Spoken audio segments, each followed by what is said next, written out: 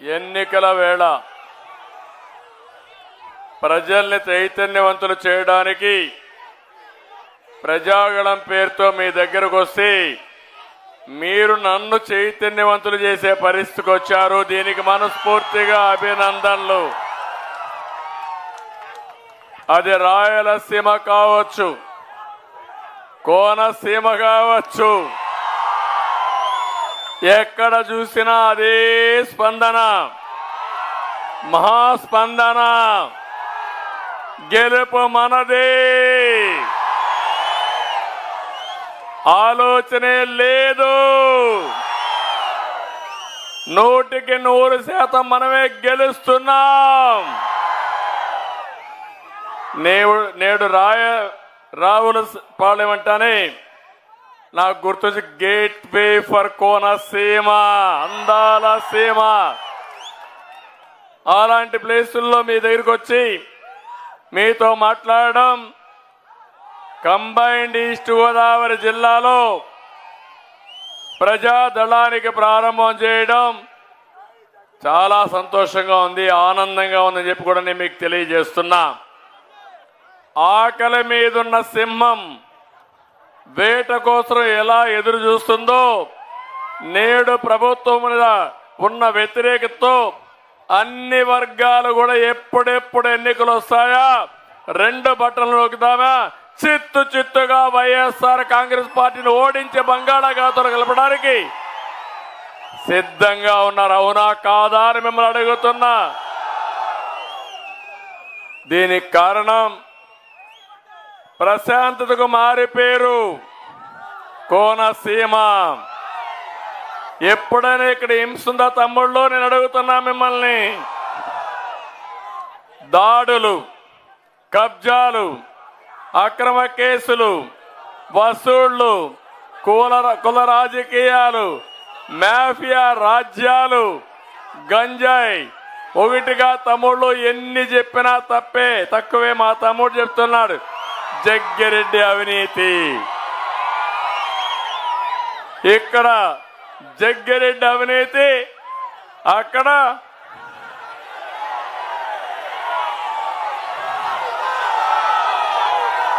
అవునా కాదా నేను అడుగుతున్నా. అవినీతి అవినీతి, దోపిడీనే దోపిడీ. మామూలు దోపిడీ కాదు, ఇది మహా దోపిడీ. అవునా కాదా? అందుకే వచ్చాము ఒక జట్టుగా, తెలుగుదేశం, జనసేన, బీజేపీ కలిసి మీ ముందరకు వచ్చాం. ఎప్పుడు కూడా జనసేన అధినేత పవన్ కళ్యాణ్ గారు మొట్టమొదటి నుంచి ఒకే మాట, వైఎస్ఆర్ కాంగ్రెస్ వ్యతిరేక ఓటు డివైడ్ కాకూడదు, ఈ ప్రభుత్వం పోవాలి, రాష్ట్రానికి పట్టిన శని పోవాలని మొదటి నుంచి మాట్లాడిన వ్యక్తి జనసేన అధ్యక్షుడు, ప్రజాహితం కోసం పోరాడిన వ్యక్తి పవన్ కళ్యాణ్ గారు అని చెప్పి నేను మీకు తెలియజేస్తున్నా. ఇంకో పక్క బీజేపీతో కూడా అందరం కలిసి వచ్చాం. ఈరోజు కేంద్రంలో బీజేపీ గవర్నమెంట్ లో ఉంది, ఈ మళ్ళీ వస్తుంది. కానీ మా ఆలోచన ఈ రాష్ట్రాన్ని కాపాడుకోవాలి, దగాబడ్డ రాష్ట్రాన్ని మళ్ళీ ఘాటిలో పెట్టాలనే ఉద్దేశంతో 3 రాజకీయ పార్టీలు కలిసి వచ్చాం. ఏం తమ్ముళ్ళు, రాష్ట్రం బాగుందా అని మిమ్మల్ని అడుగుతున్నా. రోడ్లు బాగున్నాయని మిమ్మల్ని అడుగుతున్నా. ఎక్కడైనా అభివృద్ధి ఉందా అని మిమ్మల్ని అడుగుతున్నా. ఎక్కడైనా మీకు ఉద్యోగాలు వచ్చాయని మిమ్మల్ని అడుగుతున్నా. ఎక్కడికి పోతున్నావు అర్థం కాని పరిస్థితి. అందుకే మా ఆలోచన ఒకటి, ప్రజలు గెలవాలి, రాష్ట్రం నిలబడాలి, మళ్ళీ పూర్వ వైభవం రావాలనే ఉద్దేశంతో మేము ముగ్గురం కలిసి మీ దగ్గరకు వచ్చాం. ఆశీర్వదించమని మిమ్మల్ని అందరినీ మరొక్కసారి విజ్ఞప్తి చేస్తున్నా. నిన్న ముఖ్యమంత్రి మాట్లాడుతున్న ఒక మాట అన్నాడు, పశుపతి అన్నాడు. అన్నాడా లేదా? ఆ మాట విని నవ్వుకున్నా. నేనేం ఆశ్చర్యపోలేదు. పశుపతి అంటే ప్రపంచాన్ని కాపాడినటువంటి శివుడు. అందుకే నేను శివ అవతారం ఎత్తాను. నేను ఆ మాట కూడా అంగీకరిస్తున్నా. ప్రపంచాన్ని రక్షించడానికి ఆ శివుడు విషాన్ని కూడా గొంతులో పెట్టుకొని ప్రపంచాన్ని రక్షించాడు. అవునా కాదా అని మిమ్మల్ని అడుగుతున్నా. నేను కూడా 5 సంవత్సరాలు మీరు చూశారు.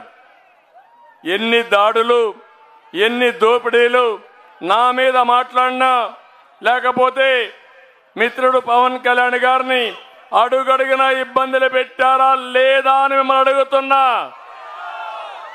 భయపడ్డామా మీకోసం? అరెస్టులకు ఏమైనా భయపడి ఇంటికి పారిపోయామా మేము? అందుకే నేను భరించా. ఎన్నో అవమానాలు పడ్డా. శారీరకంగా, మానసికంగా, కుటుంబ పరంగా కూడా అందరిని హింసించారు. కానీ ఒకే డిటర్మినేషన్, ఒకే ఆలోచన, మళ్ళీ తెలుగు జాతిని కాపాడుకోవాలి. అవసరమైతే ఎలాంటి విమర్శలు చేసినా, ఎన్ని దాడులు చేసినా దాడులను అధిగమించడమే కాకుండా బుల్లెట్ మారిగా దూసుకుపోయి ఈ రాష్ట్రాన్ని కాపాడుకుంటామని చెప్పి నేను మీకు తెలియజేస్తున్నా. అందుకే ఈరోజు నేను ఒకే సవాల్ విసురుతున్నా ఈ ముఖ్యమంత్రికి. నువ్వు ఆ రోజు మద్యపాన నిషేధం అన్నాడా లేదా? ఇక్కడ ఉన్న ప్రజలందరినీ సూటిగా అడుగుతున్నా. జగన్ ఎన్నికల ముందు ఏం చెప్పాడు తమ్ముళ్ళు అని అడుగుతున్నా మిమ్మల్ని. మద్యపాన నిషేధం పెట్టి ఓటు అడుగుతున్నాడు తల్లి మిమ్మల్ని. చెప్పాడా? చెప్పుంటే మహిళలందరూ చెప్పండి. చెప్పాడని చేతుల పైకెత్తండి. చెప్పాడు. చేశాడా అని నేను అడుగుతున్నా మిమ్మల్ని. ఎన్నికల ముందు మాయ మాటలు చెప్పావు, ఓట్లు దండుకున్నావు. ఈరోజు నువ్వు వచ్చి సొంత బ్రాండ్లతో నాణ్యత లేని మద్యం తెచ్చి మీ ప్రాణాలతో ఆడుకుంటున్నాడు మా తమ్ముడు. భూమ్ భూమ్ ఎక్కడికక్కడ ఇష్టానుసారంగా చేశావు. నిషేధం గాలికి ఎగిరిపోయింది. 60 రూపాయలు క్వార్టర్ బాటిల్ ఎంత తమ్ముళ్ళు? ఇప్పుడు ఎంత? 60 రూపాయలు క్వార్టర్ బాటిల్ ఎంత? 200 రూపాయలు. 140 రూపాయలు ఎవరి జోబులోకి పోతా ఉంది? ఎవరికి పోతా ఉంది? తన ఆదాయం కోసం సొంతంగా నాణ్యం లేని మద్యం తయారు చేసి మీ బిడ్డల, మీ తండ్రుల, మీ కుటుంబ సభ్యుల ప్రాణాలు తీసిన దుర్మార్గుడు ఈ జగన్మోహన్ రెడ్డి. అవునా కాదా అని మిమ్మల్ని అడుగుతున్నా. అంతేకాకుండా ఈరోజు మీరు చూడండి, మద్యం తయారు చేసేది వీళ్ళే, సరఫరా చేసేది వీళ్ళే, అమ్మేది వీళ్ళే, డబ్బులు వీళ్ళకి. మళ్ళా నిషేధం చెప్పి ఓట్లు సంపాదించాలనే కుట్ర రాజకీయం వీళ్ళదేనని చెప్పి కూడా నేను మీకు తెలియజేస్తున్నా. అందుకే నేను ఒకటే మిమ్మల్ని కోరుతున్నాం. మళ్ళీ 5 సంవత్సరాలు అయింది. మొన్న వచ్చేవాడు, పరదాలు కట్టుకొని వచ్చేవాడు, ఆకాశం వస్తే కిందన చెట్లన్నీ నరికేసేవాళ్ళు. అవునా కాదా? ఇప్పుడు వస్తున్నాడు మోసపూరితమైన మాటలు చెప్తూ నేను అది చేస్తా, ఇది చేస్తానని వస్తున్నాడు. నేను ఒకటే మిమ్మల్ని అడుగుతున్నా, అడుగడుగునా మీరు నిలదీయాలి. మీరు మద్యపాన నిషేధం చెప్పారు, చేశారా అని మిమ్మల్ని అడగాలి. చేయకపోతే నువ్వు ఓటు అడగడానికి హక్కు లేదని మీరు నిలదీయాల్సిన అవసరం ఉంది. తమ్ముళ్ళు, జే బ్రాండ్లు వచ్చాయి, నాసిరకం వచ్చింది. చాలా మంది అనారోగ్యం అయిపోయారు, చాలా మంది చనిపోయారు. కొంతమంది మా ఆడబిడ్డల తాళిబొట్టు తెంచేసిన దుర్మార్గుడు ఈ జగన్మోహన్ రెడ్డి. అవునా కాదా అని అడుగుతున్నా. ఇప్పుడు రేట్లు పెరిగాయి, కొత్తగా గంజాయి వచ్చింది. ఎక్కడ చూసినా గంజాయి కంపే. అవునా కాదా అని మిమ్మల్ని అడుగుతున్నా. మొన్ననే విశాఖపట్నం కేంద్రంగా 25,000 కేజీలు డ్రగ్స్ వచ్చాయి. వైఎస్ఆర్ కాంగ్రెస్ దొంగలకి మీ పిల్లలు నాశనం చేస్తూ వాళ్ళు పొట్ట పెంచుకుంటున్నారు. ఇప్పుడే చూపించాడు పెద్ద పొట్ట. నేను అడుగుతున్నా, ఈ రావులపాలెంలో కిరాణా కొట్లో గంజాయి ఉందా లేదా అని మిమ్మల్ని అడుగుతున్నా. ఉందా లేదా? దాంట్లో ఎమ్మెల్యేలకు కోటా ఉందా లేదా అని మిమ్మల్ని అడుగుతున్నా. ఇప్పుడే సత్యనారాయణమూర్తి మాట చెప్పాడు, మేము వస్తానే గంజాయి రహిత రావులపాలెం తయారు చేస్తారని ఒక సవాలు విశారు. 5 సంవత్సరాలు ముఖ్యమంత్రి గాని ఇక్కడుండే ఎమ్మెల్యేలు గాని గాడిదలకు పళ్ళు తోమారా? ఏం చేశారు? అంటే మీకు ఏమాత్రం కూడా ప్రజల మీద అభిమానం లేదు, మమకారం లేదు. మన పిల్లలు చెడిపోయినా వీళ్ళు ఏమి బాధపడే రకం కాదు, దుర్మార్గులు వీళ్ళు. మీరు ఒక్క విషయం గుర్తుపెట్టుకోండి, ఒక్కసారి గంజాయికి అలవాటు పడితే, డ్రగ్స్కి అలవాటు పడితే ఆ పిల్లవాళ్ళు మీ చేతుల్లో ఉండరు. ఏ వ్యక్తి కూడా మన చేతుల్లో ఉండడు. అది నా బాధ. జాతిని నిర్వీర్యం చేసి జాతికి ద్రోహం చేసే వ్యక్తి ఈ జగన్మోహన్ రెడ్డి. అందుకే నేను మిమ్మల్ని అందరిని అడుగుతున్నా, మీరు కూడా ఆలోచించుకోవాల్సిన అవసరం ఉంది. రాష్ట్రాన్ని ఇలాంటి దొంగల పరం చేస్తారా? రాష్ట్రాన్ని కాపాడుకుంటారా? లేకుంటే గంజాయి డ్రగ్స్కి ఈ రాష్ట్రాన్ని బలి చేస్తారా అని మిమ్మల్ని అందరిని అడుగుతున్నా. మీరే ఆలోచించమని మిమ్మల్ని అందరినీ కోరుతున్నా. ఇంకో పక్క 2019లో బాబాయిని గొడ్డలతో చంపేసి సానుభూతితో గెలిచిన వ్యక్తి ఈ జగన్మోహన్ రెడ్డి. అవునా కాదా? అవునా కాదా? ఇప్పుడు వాళ్ళ చెల్లెలే చెప్పింది, నన్ను ఎమ్మెల్యేగా పెట్టమని అడిగాడు, అడిగిన దానికి ఆయన చంపారు, ఆయన ఆత్మశాంతి కోసం వీవిలో పోటీ చేస్తారని నిన్నే చెప్పింది. ఆయన కన్న కూతురు చెప్పింది. అంటే గొడ్డలతో బాబాయిని లేపేసే వ్యక్తులు ఈ రాష్ట్రాన్ని పరిపాలించడానికి అర్హత ఉందా అని మిమ్మల్ని అడుగుతున్నా. కోడికత్తి డ్రామా ఆడేవాళ్ళు అవసరమా అని మిమ్మల్ని అడుగుతున్నా. ఇప్పుడు నిన్నే చూశారు తమ్ముళ్ళు, కొత్త డ్రామా. పేదలు, వృద్ధులు, వికలాంగులకి పింఛన్లు ఇస్తున్నాం. ఎవడు ప్రారంభించాడు ఈ పింఛనం? మొట్టమొదటిసారిగా నందమూరి తారక రామారావు గారు 35 రూపాయలతో ప్రారంభించారు. 2014 నేను ముఖ్యమంత్రి అయితే 200 రూపాయలు 2000 రూపాయలు చేసిన పార్టీ ఏది? ముక్కుతూ మూలుగుతూ 1000 రూపాయలు పెంచాడు. పెంచుకుంటూ పోతానని 250 రూపాయలు పెంచుతూ వచ్చాడు. అది 3000 కొని ఈయన పోతున్నాడు. నేనే ఉంటే మొదటి నెలే 3000 ఇచ్చేవాడిని, ఇప్పుడు 4000 రూపాయలు ఇస్తామని చెప్పిన పార్టీ తెలుగుదేశం పార్టీ.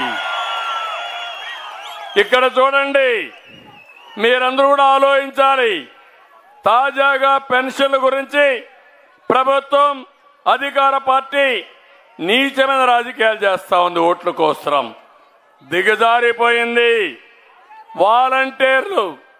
వాలంటీర్ వ్యవస్థకు నేను వ్యతిరేకం కాదు. అదే సమయంలో వాలంటీర్లు రాజకీయం చేయడానికి నేను వ్యతిరేకం. దాంట్లో ఆ రాజీ లేదు. ఇంకొక మాట కూడా చెప్పా, మీరుండండి, తటస్థంగా ఉండండి. రేపు మళ్ళా వచ్చేది ఎన్డీఏ గవర్నమెంట్, మేమే వస్తాం, మీకు కూడా న్యాయం చేస్తాం. 5000 రూపాయలు సంపాదించే వాలంటీర్లు బాగా చదువుకున్న వాళ్ళు ఉన్నారు. అలాంటి వాళ్లకు 50,000 రూపాయలు సంపాదించే మార్గం నేను చూపిస్తానని మీ అందరికీ హామీ ఇస్తున్నా. ఈ పనులు చేసి వాళ్ళని రెచ్చగొట్టి రాజీనామాలు చేపించి వైఎస్ఆర్ కాంగ్రెస్ పార్టీ వర్కర్స్ గా తయారు చేసుకోవాలనుకుంటున్నారు. ఇప్పుడు ఎన్నికల కమిషన్ చెప్పింది, వాలంటీర్లు మామూలుగా వాలంటీర్లుగా ఉన్నారు. అలాంటి వాళ్ళు ఫుల్ టైం జాబ్ కాదు, గవర్నమెంట్ ఉద్యోగులే పెన్షన్లు డిస్ట్రిబ్యూట్ చేయాలని చాలా స్పష్టంగా చెప్పారు. ఈరోజు గ్రామ సచివాలయాలు ఉన్నాయి, 1,26,000 మంది స్టాఫ్ ఉన్నారు. ఒక్కొక్క గ్రామంలో 45 ఓట్లు 45 మంది ఉంటారు పెన్షన్దారులు ఆవరేజ్నిస్తే, దినానికి 20 మందికి ఇస్తే 2 రోజుల్లో పెన్షన్లు ఇవ్వడానికి అవకాశం ఉంటుంది, ఇంటింటికి పోయి ఇచ్చే అవకాశం ఉంది.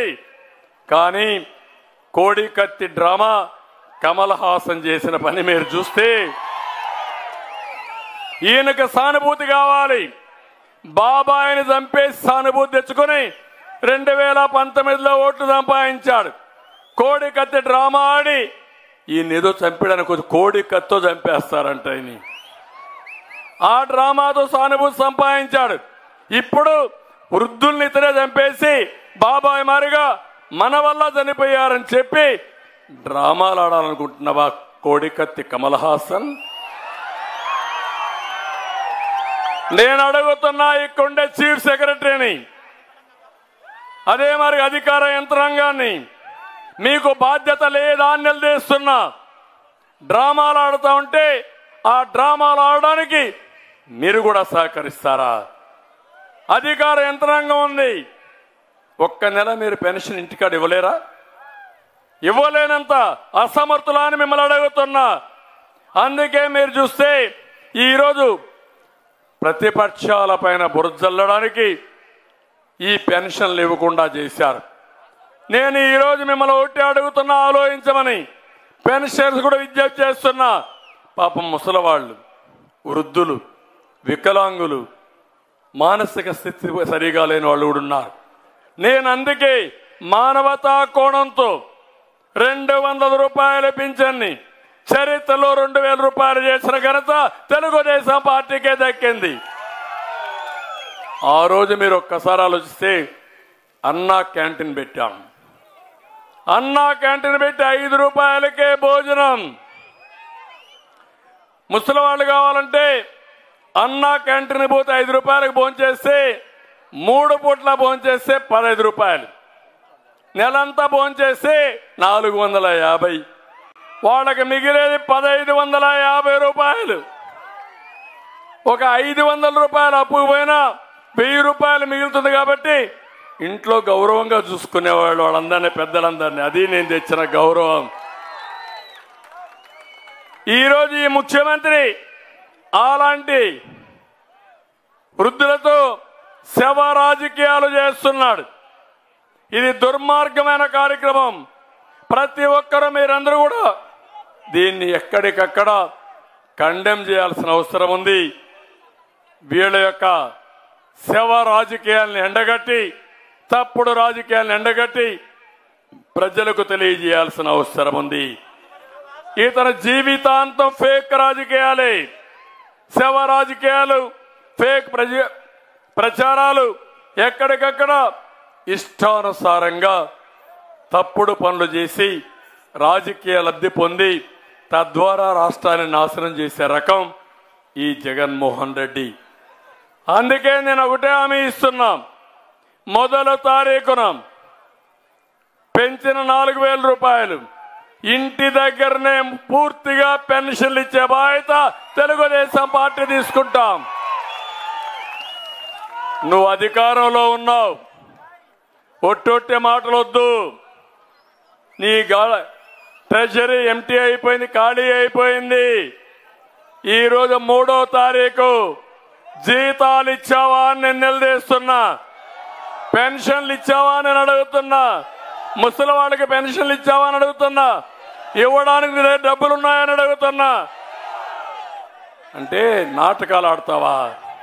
ఈ నాటకాలు ఆడితే వదిలిపెట్టం, కబద్దార్, జాగ్రత్తగా ఉండమని హెచ్చరిస్తున్నా. మళ్ళీ అపీల్ చేస్తున్నా, మీరందరూ కూడా సమాజంలో ఉండే మీరు వృద్ధుల పట్ల, వితంతువుల పట్ల, అదే మరి ఎవరైతే ఉన్నారో ఫిజికల్ హ్యాండిక్యాప్డ్ పట్ల సానుకూలంగా ఉండండి, మానవతా దృక్పథంతో ఉండండి, వాళ్ళకు అండగా నిలబడండి. ఈ పెన్షన్లు వచ్చే వరకు వాళ్లకు తోడుగా ఉండాల్సిందిగా మరొక్కసారి ప్రజలందరికీ విజ్ఞప్తి చేస్తున్నా. తమ్ముళ్ళు, మా తమ్ముడు చెప్పినట్టు జైలుకి పోతాడా హాస్పిటల్ పోతాడో నాకు ఇంకా తెలియదు. ఎందుకంటే ఎక్కడ పోయినా అంటున్నారు సైకో పోవాలి, సైకో పోవాలని. అది కూడా మీరు ఒకసారి ఆలోచించుకోవాలి. ఎవరైనా ఇక్కడుండే వాళ్ళు ప్రశాంతంగా 5 ఏళ్ళు నిద్రపోయారా? ఇంట్లో ఎప్పుడైనా నిద్రపోయారా మీరు? కారణం ఏంటి? ఏది లేకపోయినా ఒక సోషల్ మీడియాలో ఒక పోస్టింగ్ పెడితే మా పోలీస్ అన్న వస్తాడు మీ దగ్గరికి, వస్తాడు, గోడ దూకుతాడు. ఒకసారి మామూలు కూడా రాడు. వచ్చిన తర్వాత మిమ్మల్ని అందరినీ చూస్తే ఒక్కొక్కసారి సిబిఐడి వచ్చి కేసులు పెట్టి జైల్లో పెడతారు. వదిలించుకోవడానికి 1 వారం రోజులు 10 రోజులు పడుతుంది. ఎవ్వడికి ప్రశాంతత లేదు. నేను ఎప్పుడు నచ్చిన జిల్లా, మెచ్చిన ప్రాంతం ఈ ఈస్ట్ గోదావరి, వెస్ట్ గోదావరి జిల్లాలు. ప్రశాంతతకు మారు పేరు. ఎప్పుడు కూడా మీరు పౌరుషంగా మాట్లాడరు. పూతరేకులు ఎంత తీగా ఉంటాయో మీ మాటలు కూడా అంత తీగా ఉంటాయి. అది మీ మనసులో ఉండే మాట. ఎవరైనా వచ్చి మంచినీళ్ళు అడిగితే కొబ్బరి నీళ్ళు ఇచ్చే మనస్తత్వం ఏది? అలాంటి కోనసీమలో చిచ్చుపెట్టడం ఏంటి? ఇక్కడ ఈ రాజకీయాలు ఏంటి? ఇక్కడ ఈ దోపిడీ ఏంటని అడుగుతున్నా. అన్ని రంగాలలో సంక్షోభం. వ్యవసాయం పూర్తిగా నష్టపోయిందా లేదా అని మిమ్మల్ని అడుగుతున్నా. వ్యవసాయం, ఇరిగేషన్ రంగాలకి జగన్ చాలా ద్రోహం చేశాడు. రైతు అనేవాడు ఎవరైనా జగన్మోహన్ రెడ్డికి ఓటేస్తాడా తమ్ముళ్ళు అని మిమ్మల్ని అడుగుతున్నా. రైతు కూలీ ఓటేస్తాడా అని మిమ్మల్ని అడుగుతున్నా. నేను అడుగుతున్నా, ఎక్కడన్నా సబ్సిడీలు ఉన్నాయా? నీళ్లు సకాలానికి వస్తున్నాయా? గిట్టుబాటు ధర వస్తా ఉందా? 7,500 రూపాయలు డబ్బులు ఇచ్చేసి అది కూడా 12,500 ఇస్తానన్న దొంగ 7,500 ఇచ్చి 6,000 రూపాయలు గవర్నమెంట్ ఆఫ్ ఇండియా ఇస్తే అది కూడా నేనే ఇచ్చానని తప్పుడు సమాచారం చెప్పి వక్ర బుద్ధి కలిగిన వ్యక్తి ఈ జగన్మోహన్ రెడ్డి. ఎవరికో బిట్టిన బిడ్డ నా బిడ్డ అని చెప్పే తప్పుడు వ్యక్తి ఈ జగన్మోహన్ రెడ్డి. అవునా కాదా? మనం కట్టిన ఇళ్లకు రిబ్బన్ కట్ చేసి పెయింట్లు వేసుకొని ఇష్టానుసారం ముందుకు పోయిన వ్యక్తి ఈ వ్యక్తి. నేను అడుగుతున్నా, ఈరోజు ఈ రాష్ట్రంలో పెద్ద ఎత్తున రైతులు సంక్షోభంలో ఉన్నారు. దేశంలోనే ఎక్కువ అప్పుండే రాష్ట్ర రైతాంగం ఆంధ్రప్రదేశ్లో ఉన్నారు. ఒక రోజున 3 చొప్పున ఆత్మహత్యలు చేసుకునే పరిస్థితి వచ్చారు. సాగును పూర్తిగా నాశనం చేశాడు. ఎలాంటి జిల్లా అంటే ఈ జిల్లా కాటన్ దొర ఎక్కడి నుంచో వచ్చాడు. వచ్చి ధవళేశ్వరం బ్యారేజ్ కట్టాడు. మీ గుండెల్లో పెట్టుకున్నారు ఆయన్ని. కారణం, ధవళేశ్వరం బ్యారేజ్ కట్టి కరువులో ఉన్నటువంటి ఈస్ట్ గోదావరి, వెస్ట్ గోదావరి జిల్లాని డెల్టాగా తయారు చేసి అన్నపూర్ణగా మార్చి దేశానికి అన్నం పెట్టిన జిల్లాలు ఈ జిల్లాలు. అవునా కాదా? అది కృతజ్ఞత. అలాంటి మీరు ఈరోజు మీకు తిండికి లేని పరిస్థితి, దెబ్బతినే పరిస్థితి, రైతు అనేవాడు మొత్తం చితికిపోయే పరిస్థితి వచ్చింది. అది నా బాధ.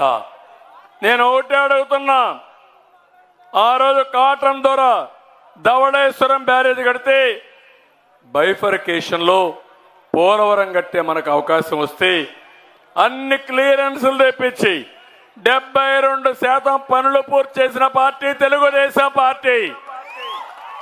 మనమే అధికారంలో ఉంటే 2020కి పూర్తయి ఈస్ట్ గోదావరి, వెస్ట్ గోదావరి జిల్లాలో 3 పంటలకు నీళ్లు ఇచ్చేవాళ్ళం.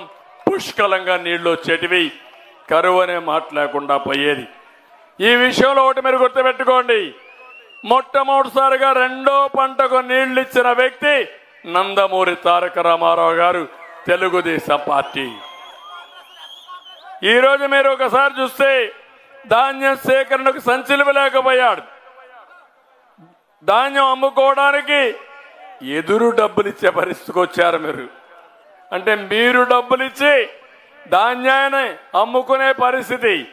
నీకు నచ్చిన మిల్లర్లో మీరు ఇవ్వడానికి వీల్లేదు.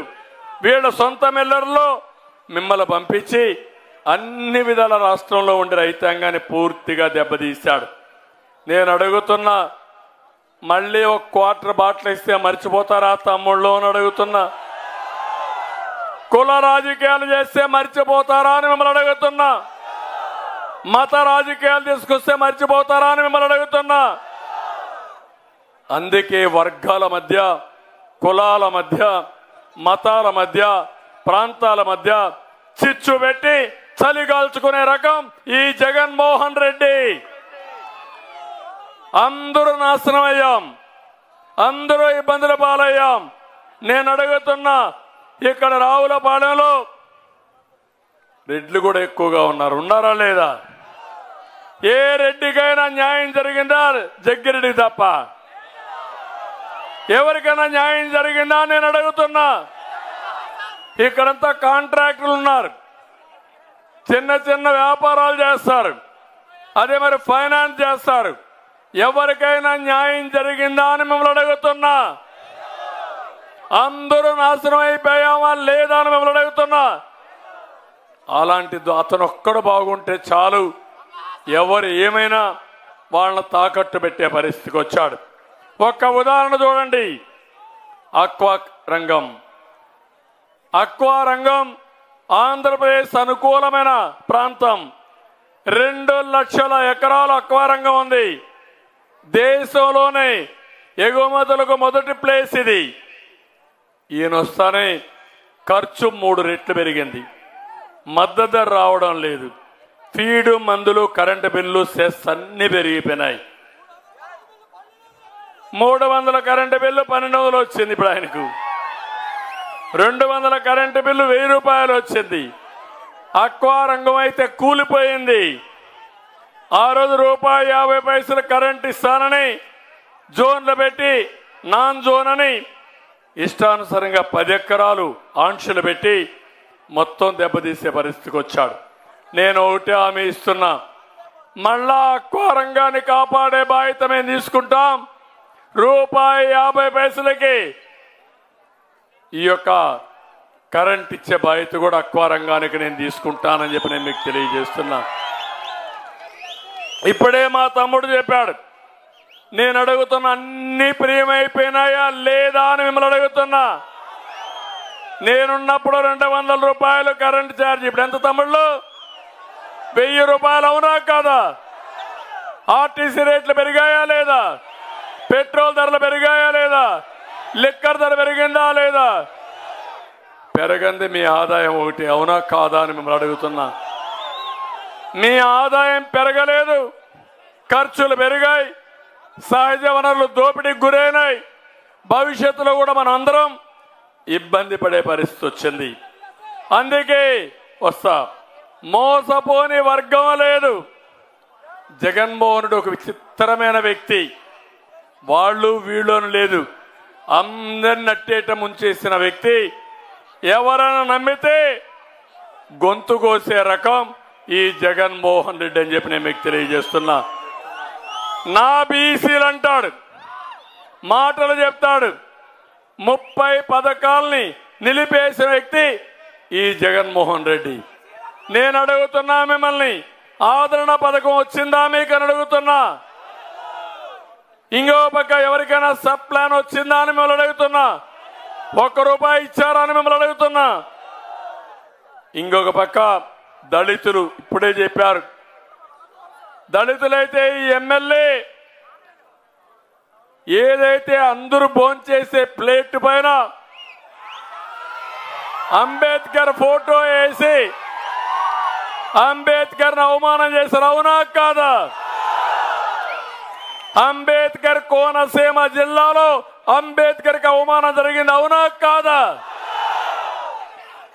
30 మంది దళిత యువకులు అపోజ్ చేసి వాళ్ళ మీద కేసులు పెట్టి జైల్లో పెట్టారా లేదా అని మిమ్మల్ని అడుగుతున్నా. ఏమనాలి దీన్ని?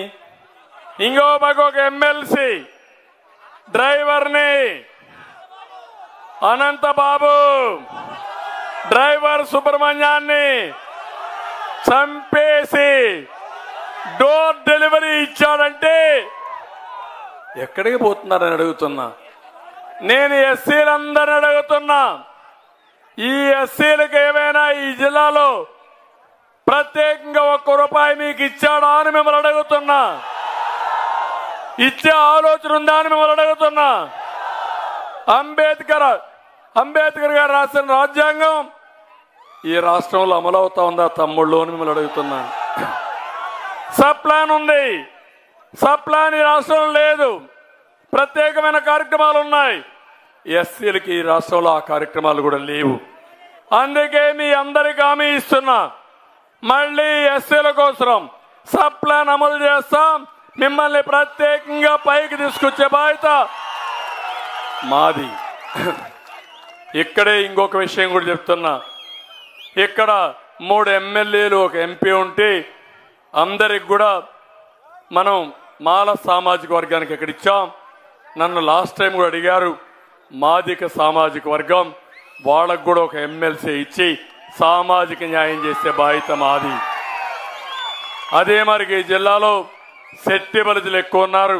అందుకే పాలిట్ బ్యూరో కూడా ఇచ్చాం, ఎమ్మెల్యే ఇచ్చాం. మళ్ళీ చెప్తున్నా, వాళ్ళకు తగిన ప్రాధాన్యత ఇచ్చే బాధ్యత, అన్ని విధాలుగా వాళ్ళని అభివృద్ధి చేసే బాధ్యత. వెనుకబడిన వర్గాలకు తెలుగుదేశం పార్టీకి కంచుకోట. ఇప్పుడు పవన్ కళ్యాణ్ గారు వచ్చారు, ఇద్దరం కూడా ముందుకెళ్తాం. అందరికీ న్యాయం చేసే బాధ్యత మాది. అదే మరి వెనుకబడిన వర్గాలకి సమాజంలో ప్రత్యేకమైన గుర్తింపు తీసుకొచ్చి మిగిలిన వర్గాల్లో కూడా పేదవాళ్ళు ఎక్కడుంటే వాళ్ళందరికీ న్యాయం చేపిస్తానని చెప్పి కూడా నేను మీకు తెలియజేస్తున్నా. ఇంకో పక్కన ఈరోజు ఒక విషయం మీరు గుర్తుపెట్టుకోవాలి. మైనారిటీలకు ఇచ్చే రంజాన్ తోఫా దుల్హాన్ పూర్తిగా ఎత్తేసి నా మైనారిటీస్ అంటాడు. కాపులు నేను అడుగుతున్నా, ఇక్కడున్నారు కాపులు ఉన్నారు. ఏం తమ్ముళ్ళు ఈ గవర్నమెంట్ లో మీకు న్యాయం జరిగిందా అని మిమ్మల్ని అడుగుతున్నా. 5 ఏళ్లలో 10,000 కోట్ల రూపాయలు ఖర్చు పెడతా అన్నాడు, పెట్టాడా అని మిమ్మల్ని అడుగుతున్నా. 10 కోట్లు ఇచ్చాడా అని మిమ్మల్ని అడుగుతున్నా. నేను సంవత్సరానికి 1000 కోట్లు ఇచ్చానా లేదా అని మిమ్మల్ని అడుగుతున్నా. ఎవరి పాలనలో మీకు న్యాయం జరిగింది? ఎవరి పాలనలో మీకు న్యాయం జరిగింది? ఇంకా రాజకీయాలు చేస్తే మోసపోతారా అని మిమ్మల్ని అడుగుతున్నా. కొంతమంది నాయకులు మోసపోయి వాళ్ళ స్వార్థం కోసం నా మీద విమర్శిస్తారు. నన్ను విమర్శించే ముందు నేనేం చేశాను, ప్రస్తుత పాలకులు ఏం చేశారో ప్రజలకు చెప్పండి. లేకపోతే నేను అడిగిన క్వశ్చన్స్కి చరిత్రకి క్లారిఫికేషన్ ఇవ్వండి. తర్వాతనే మమ్మల్ని విమర్శ చేయండి. కానీ లేకపోతే మీకు విమర్శించే హక్కు లేదని మరొకసారి ఈ సభ ద్వారా మీ అందరికీ తెలియజేస్తున్నా. నేను ఒకటే ఆలోచించాను, తెలుగుదేశం పార్టీకి వెనుకబడిన వర్గాలు కంచు కోట. కానీ కాపుల్లో కూడా పేదవాళ్ళు ఉన్నారని కాపులకు కూడా న్యాయం చేసిన పార్టీ తెలుగుదేశం పార్టీ. ఇంకొక పక్క ఒకటే ఆమె ఇస్తున్నా, నేనేదో మీకు 10 రూపాయలు ఇచ్చి 100 రూపాయలు దోచేయడానికి రాలా. కానీ అప్పులు చేసి మీకు డబ్బులు ఇచ్చాడు. ఈరోజు నేను హామీ ఇస్తున్నా, నేను సంపద సృష్టిస్తా, ఆదాయాన్ని పెంచుతా, వచ్చిన దాన్ని మీకు పంచుతా. అతను 10 రూపాయలు ఇస్తే నేను 15 రూపాయలు మీకు ఇస్తా. 20 రూపాయలని 2,000 రూపాయలు చేసే మార్గం చూపిస్తా. 2,000 20,000 చేపిస్తా. 20,000 2 లక్షలు చేపించి మీ ఆదాయాన్ని పెంచి శాశ్వతంగా పేదరికం లేని సమాజాన్ని తయారు చేస్తా. ఆశీర్వదించమని నేను కోరుతున్నా. అందుకే నేను ఇక్కడికి వచ్చాను. ఇక్కడికి వచ్చినప్పుడు ఏమమ్మా ఆడబిడ్డలు నేను జ్ఞాపకం ఉన్నానా మీకు? డాక్రా సంఘాలు ఎవరు పెట్టారు? నేనే కదా పెట్టింది. ఏమమ్మా ఆస్తిలో సమాన హక్కు ఇచ్చింది ఎన్టీ రామారావు అవునా కాదా? ఇంకో పక్క మీకు స్థానిక సంస్థలో రిజర్వేషన్ పెట్టిన ఎన్టీ రామారావు అవునా కాదా? మీ పిల్లలకు ఉద్యోగాల్లో కాలేజీల్లో 33% నేనే రిజర్వేషన్లు పెట్టాను. జ్ఞాపకం ఉందా మీకు? నేను రిజర్వేషన్లు పెట్టాను కాబట్టి పిల్లలు బాగా చదువుకొని ఇప్పుడు రివర్స్ కట్నం ఇస్తున్నారు. ఒకప్పుడు ఆడపిల్లల కోసం కట్నం ఇచ్చేది పోయి ఇప్పుడు ఆడపిల్ల ఇస్తే చాలు మగపిల్లలు ఎదురు కట్నం ఇచ్చే పరిస్థితి వచ్చారంటే అది నేను చూపించిన చొరవ అవునా కాదా అని మిమ్మల్ని అడుగుతున్నా. వంట గ్యాస్ ఎవరిచ్చారు మీకు? ఆత్మగౌరవం కింద మరుగుదొడ్లు ఎవరు కట్టించారు మీకు? అన్ని మేము చేసిన పనులు అవునా కాదా? ఇప్పుడు కొత్త బిచ్చగాడు వచ్చేది చేశానంటున్నాడు. నేను ఒకటి హామీ ఇస్తున్నా, మోసం చేయం. అందుకే నిర్దిష్టమైన కార్యక్రమాలతో వస్తున్నాను. ఆడబిడ్డ నిధి ఎక్కడా ఇవ్వని విధంగా చరిత్ర సృష్టించే విధంగా ప్రతి ఆడబిడ్డకి 18 సంవత్సరాలు నిండితే నెలకు 1500 రూపాయలు ఇచ్చే బాధ్యత మాది. ఒకరుంటే 1500, ఇద్దరుంటే 3000, ముగ్గురుంటే 4500, నలుగురింట్లో ఉంటే 6000 మీ అకౌంట్లోకి ఆటోమేటిక్గా వచ్చేస్తాయి. ఎవరు ఆపలేరు. రెండవది, ఈ 4000 ఇచ్చేదే కాకుండా నెల నెల ఇవ్వడమే కాకుండా మీ ఆదాయాన్ని పెంచుతా. ఎట్ట పెంచుతాను నేను చేసి చూపిస్తానని మా ఆడబిడ్డలందరికీ హామీ ఇస్తున్నా. ఒకప్పుడు రూపాయి పొదుపు చేయమన్నాను, రివాల్వింగ్ ఫండ్ ఇచ్చాను. అది ఇప్పుడు 1000 కోట్ల రూపాయలు తయారైంది. అదే మాదిరిగా మీకు వ్యక్తిగత ఆదాయం పెంచే మార్గం, మీ ఇంట్లో గౌరవం ఇచ్చే మార్గం, మీకు గుర్తింపు వచ్చే మార్గం నేను చూపిస్తానని మా ఆడబిడ్డలందరికీ హామీ ఇస్తున్నా. ఇది కాకుండా తల్లికి వందనం. పిల్లలు మీతో ఉండాలి. 9 నెలలు నవమాసాలు మోసి కంటున్నారు. అలాంటప్పుడు మిమ్మల్ని గౌరవించాలి. మిమ్మల్ని వాళ్ళు పెద్ద అయినా ఎప్పటికా గౌరవం ఉండాలనే ఉద్దేశంతో తల్లికి వందనం పెట్టాను. ఇప్పుడు హామీ ఇస్తున్నాను, ఒక బిడ్డ ఉంటే 15,000, ఇద్దరు బిడ్డలుంటే 30,000, ముగ్గురుంటే 45,000, నలుగురుంటే 60,000 ఆటోమేటిక్ గా మీ అకౌంట్లో వేసే బాధ్యత మాది. మనకు పిల్లలే సంపద. జనాభా తగ్గిపోతా ఉంది.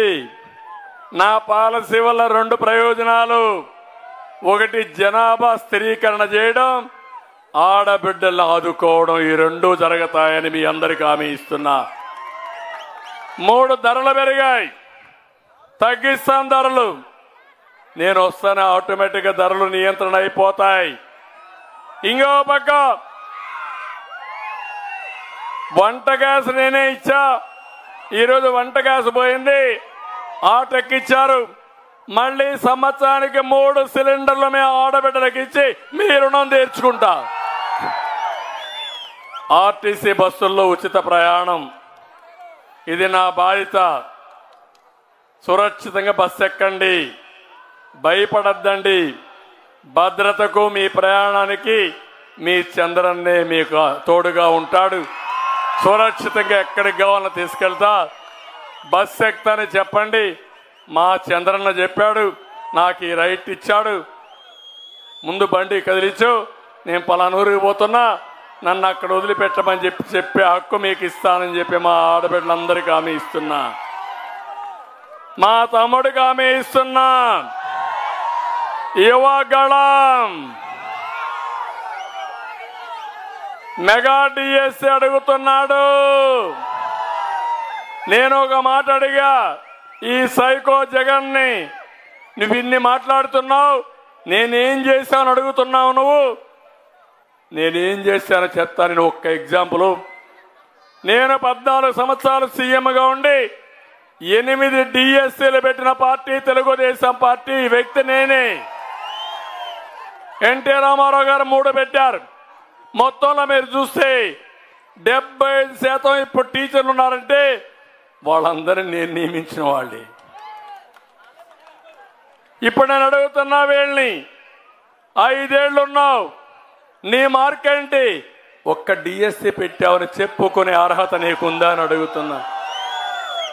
ఒక్క డిఎస్సి పెట్టలేని నువ్వు, ఒక్కరికి ఉద్యోగం దద్దమ్మ మీరు నన్ను విమర్శిస్తారా? మీరు నేను పశుపతి. అవును, నేను పశుపతే ఈ రాష్ట్రానికి, తెలుగు జాతికి. అందుకే నేను ఒకటి హామీ ఇస్తున్నా మీ అందరికీ, 20 లక్షల ఉద్యోగాలు ఇప్పించే బాధ్యత నాది. తమ్ముళ్ళు జాబు రావాలంటే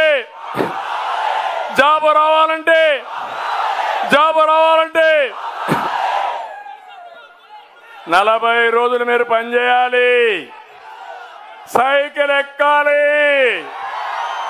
తెలుగుదేశం, జనసేన, బీజేపీ జెండా కట్టుకోవాలి, గ్లాస్ కూడా చేతిలో పట్టుకోవాలి, కమలం పువ్వు కూడా సెంటర్లో పెట్టుకోవాలి. ఇంకా మీరు దూసుకెళ్ళండి, మీకు అడ్డొచ్చేవాళ్ళు ఎవరు ఉండరు. మేము అండగా ఉంటాం. ఈ రోజు మనకు ఒకటే, 175 మంది అసెంబ్లీ అభ్యర్థులు మన అభ్యర్థులే, రాష్ట్రాన్ని రక్షించే వ్యక్తులే. 25 పార్లమెంట్లు గెలవాలి. కేంద్రంలో 400+, రాష్ట్రంలో 160+ ఎమ్మెల్యేలు, 24+ ఎంపీలు గెలిపిస్తారా అని మిమ్మల్ని అడుగుతున్నా. సంవత్సరానికి 4 లక్షల ఉద్యోగాలు ఇస్తా. తొలి సంతకం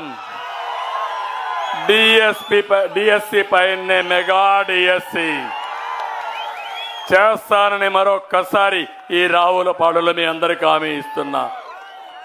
ఉద్యోగం వచ్చే వరకు 3000 రూపాయలు నిరుద్యోగ ప్రతిస్తా. అమ్మా నాన్న పైన ఆధారపడద్దండి. ఇంకా నేనే ఉంటా, ఒక అన్నగా మిమ్మల్ని ఆదుకుంటా. ఎవరికి ఆధైర్యం వద్దు, ముందుకెళ్ళమని మీ అందరినీ కోరుతున్నా.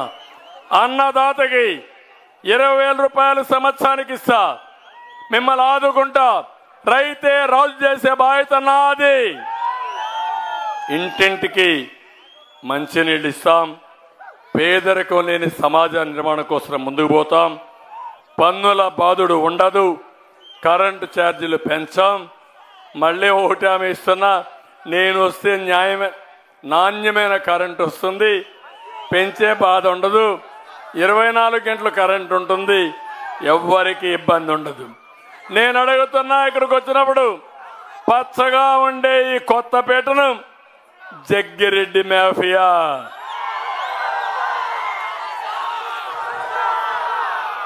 ముఠాలకు అడ్డాగా మారింది. అవునా కాదా?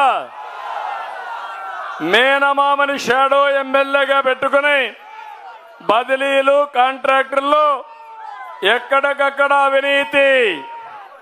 కొత్తపేటలో ఒక్క అభివృద్ధి ఉందా తమ్ముళ్ళు? ప్రతి పేటలో జగ్గిరెడ్డి అవినీతి ఉంది. అవునా కాదా? జగ్గిరెడ్డి మార్కు అవినీతి మార్కు. అవునా కాదా అని మిమ్మల్ని అడుగుతున్నా. లంక భూముల్లో మట్టి తవ్వకాలు, భూ వివాదాలు, సెటిల్మెంట్లో దిట్ట. ఇంకో పక్క లేఅవుట్ వేయాలంటే ఎమ్మెల్యేకి ఏం చేయాలి? కప్పం కట్టాలి. అవునా కాదా? 250 ఎకరాల్లో వరి చేసినప్పుడు తప్పుడు ఆధారాలు ఇచ్చి బీమా కూడా కొట్టేసిన వ్యక్తి ఈ జగ్గిరెడ్డి. అవునా కాదా? మీరే ఆలోచించుకోండి. నేను అడుగుతున్నా, ఎమ్మెల్యే ఏమైనా జగ్గిరెడ్డి అభివృద్ధి చేశాడా? తెచ్చాడు. ఒక్క పని అయింది. రావులపాలెంలో బార్ తెచ్చాడా లేదా? లంచం కోసం బార్ తెచ్చిన వ్యక్తి, చిల్లర కోసం బార్ తెచ్చిన వ్యక్తి. నేను అడుగుతున్నా, ఇంకొక పక్క పేదవాళ్లకు ఇళ్ల స్థలాలు ఇస్తారని 20 లక్షలు కొని 45-60 లక్షలకు ఎకరాకు అమ్ముకున్న దుర్మార్గుడు ఈ జగ్గిరెడ్డి. పంట కాలవల్లో తూడుకాడ గుర్రపడక తొలగించడానికి చేతగాలేదు ఈ ప్రభుత్వానికి. కాంట్రాక్టర్లు ఉన్నారు, 10 మంది కూడా ఉపాధినిచ్చే పరిస్థితులు లేరు. కన్స్ట్రక్షన్ వర్కర్స్ ఉన్నారు, పూర్తిగా దెబ్బతినే పరిస్థితికి వచ్చారు. కడాన మీరు చూస్తే 95,000 కోట్ల రూపాయలు చిన్న కాంట్రాక్ట్ డబ్బులు ఇవ్వకుండా బకాయిలు పెట్టే పరిస్థితికి వచ్చారు. చాలా దుర్మార్గం. కొంతమంది కాంట్రాక్టులు ఆత్మహత్యలు చేసుకున్నారు. చాలా బాధేస్తుంది. 43 మంది చనిపోయే పరిస్థితికి వచ్చారు. నేను ఇప్పుడే సత్యానందరావు గారు చెప్పారు,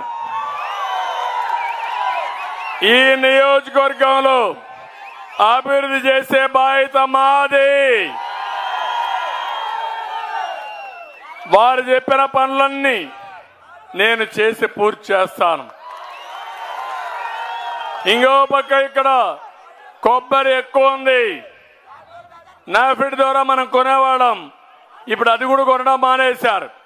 అందుకే మళ్ళీ ఆమె ఇస్తున్నా నా ప్రయత్నం కొబ్బరి నుంచి నూనె కానీ, కొబ్బరి పాలు కానీ, కొబ్బరి పౌడర్ వంటి ఉత్పత్తులు తయారు చేయాలి. వాల్యూ అడిషన్ రావాలి, అగ్రో ప్రాసెసింగ్ రావాలి, ఇండస్ట్రీస్ రావాలి. అప్పుడే న్యాయం జరుగుతుంది. తప్పకుండా అవన్నీ చేస్తామని చెప్పి మీ అందరికీ హామీ ఇస్తున్నా. పనులు చేసే బాధ్యత మాది. ఓట్లేసే బాధ్యత ఇక్కడ 2 అభ్యర్థులు ఉన్నారు. ఒకటి బండారు సత్యానందమూర్తి గారు, సీనియర్ పాలిటీషియన్, అనుభవం ఉండే వ్యక్తి, ప్రజల పట్ల అభిమానం ఉండే వ్యక్తి. రెండో వ్యక్తి హరీష్, జీఎంసీ బాలయోగి కుమారుడు, కోనసీమ ఎప్పుడూ మరిచిపోలేని ముద్దు బిడ్డ బాలయోగి. ఒక దళిత జాతికి వన్నె తెచ్చిన వ్యక్తి బాలయోగి. ఇప్పటికి కూడా నేను మర్చిపోలేకపోతున్నా బాలయోగిని. నాకు ఎంత నమ్మకం అంటే తెల్లవారితో నన్ను కలిసి ఢిల్లీకి వెళ్ళాడు. ఆ రోజు ప్రధానమంత్రి గారు మధ్యలో ఫోన్ చేశారు, మీరు స్పీకర్గా ఒప్పుకోండి, మీరు ఏ పదవి వద్దంటున్నారు అని అంటే దిగంగానే బాలయోగి గారికి మెసేజ్ ఇచ్చి స్పీకర్గా నామినేషన్ ఇప్పించిన వ్యక్తిని నేనే. అందరూ అన్నారు బాలయోగికి హిందీ రాదన్నారు. హిందీ అక్కర్లా, మా బాలయోగి ఒక సమర్థమైన వ్యక్తి, ఏ పనైనా చేయగలుగుతారని చెప్పి నేను ఆ రోజు చెప్తే మాట నిలబెట్టిన మాణిక్యం మన బాలయోగి గారని చెప్పి కూడా నేను మీకు తెలియజేస్తున్నా. అందుకే అందరినీ కోరుతున్నా, 2 అభ్యర్థులు గెలిపించండి. కోనసీమలో 7 మందిని గెలిపించే బాధ్యత మీది.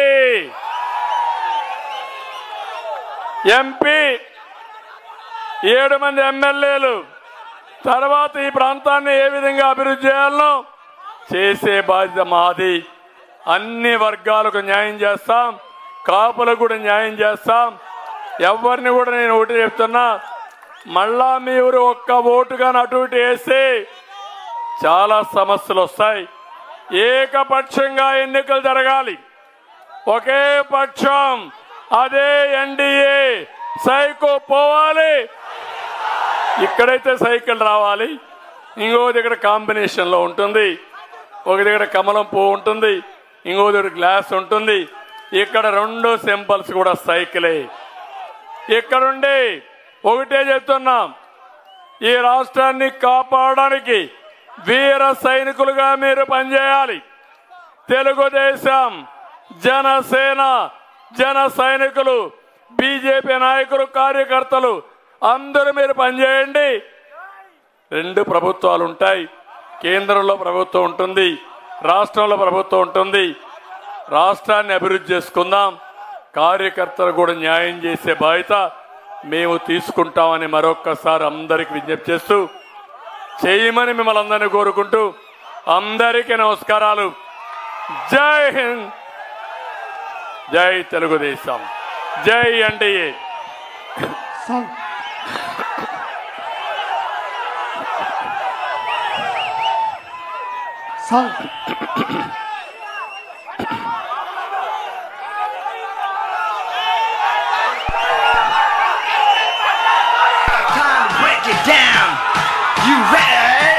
జై ఎన్డీఏ.